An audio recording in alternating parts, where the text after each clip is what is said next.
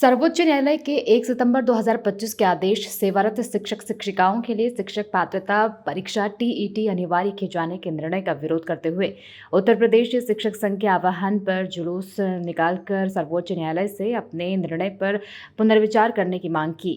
शिक्षकों का विरोध प्रदर्शन ब्लॉक शैक्षणिक संसाधन केंद्र नगला से शुरू होकर कलेक्ट्रेट स्थित जिला मुख्यालय पर पहुंचा, जहां शिक्षक नेताओं ने देश के प्रधानमंत्री को संबोधित ज्ञापन उप जिलाधिकारी को सौंपा। 7 सूत्रीय मांग पत्र में शिक्षकों का कहना है कि जो शिक्षक शिक्षिकाएं नियुक्त हैं उनकी नियुक्ति के समय की योग्यता सेवा नियमावली के अनुरूप हो, जिस पर टेट की अनिवार्यता समाप्त होनी चाहिए। बीएड बीपीएड उत्तीर्ण सेवारत शिक्षक शिक्षिकाओं को टीईटी उत्तीर्ण करने की बाध्यता समाप्त की जाए।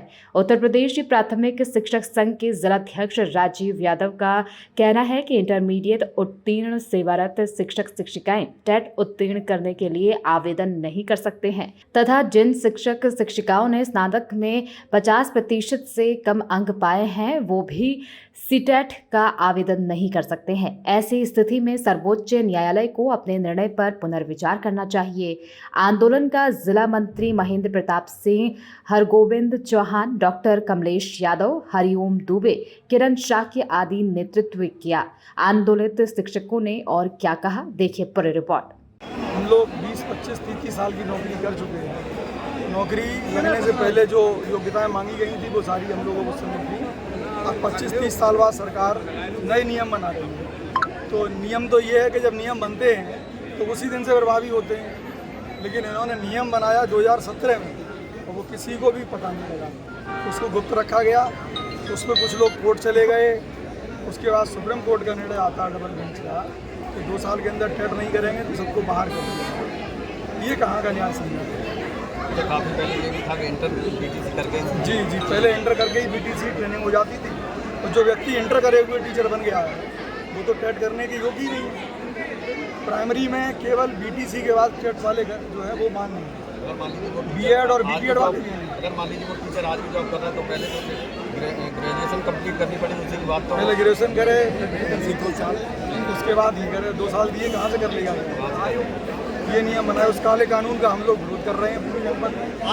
आज आप लोगों ने प्रदर्शन किया, क्या मांग है आप लोगों की?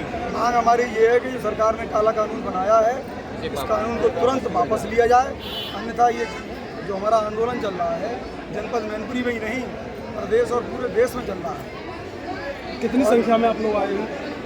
लगभग 2000 की संख्या है। क्या लगता है आपको ये शिक्षकों को हटाने की कोई साजिश है क्या है? सरकार निजीकरण की ओर बढ़ रही है और उनका उद्देश्य ये है कि न्याय पंचायत स्तर पर एक विद्यालय खोला जाए। और अभी न्याय पंचायत स्तर पर लगभग 40-45 विद्यालय होते हैं। 40-45 विद्यालय बंद करके एक विद्यालय केवल खोला जाए और जितने भी सरकारी शिक्षक हैं किसी न किसी बहाने से उनमें कमियां निकाल कर उनको बदनाम करके उन्हें बाहर किया जाए। और संविदा कर्मी 15,000 20,000 रुपये लगाए जाए। जैसे अभी स्कूल मत करने वाला मामला आया था, जी वो भी इसी का एक अंग है। उसमें भी करीब 10,000 सुपर विद्यालय पूरे प्रदेश में बंद कर दिए। ठीक है।